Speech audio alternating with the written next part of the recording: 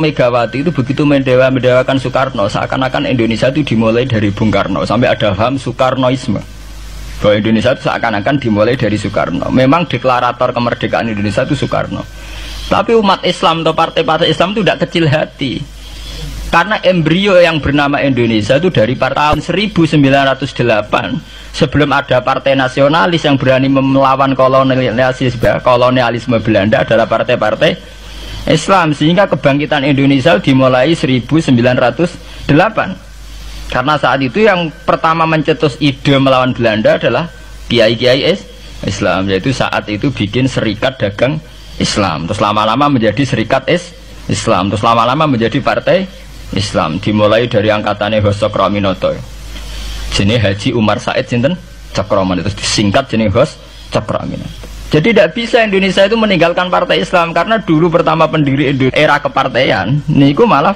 partai-partai apa? Islam yang lahir di Solo, di Jogja.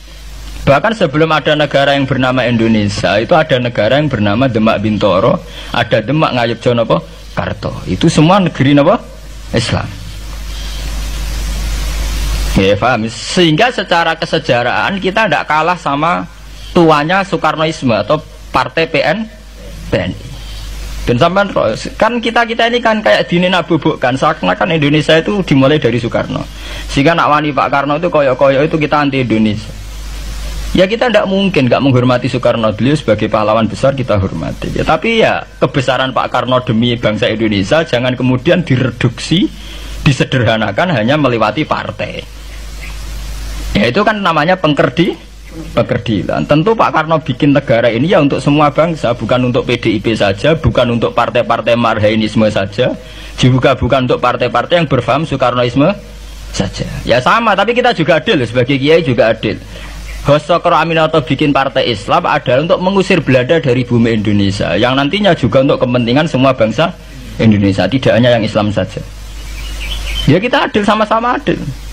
Saat nasionalisme ya tidak mengurangi keagamaan, saat keagamaan tidak mengurangi nasionalis. Tapi itu tadi kemudian ini dikerdilkan secara politik. Di sawangannya nak wis duwete Pak Hasim Mbak Mega nasionalis religius itu sudah ditren. Angger duet senengane pasangan nasionalis sampai religius. Apa nak nasionalis terus wajib sholat? Apa nak religius terus gak wajib nasional? Sebetulnya itu kan wajib.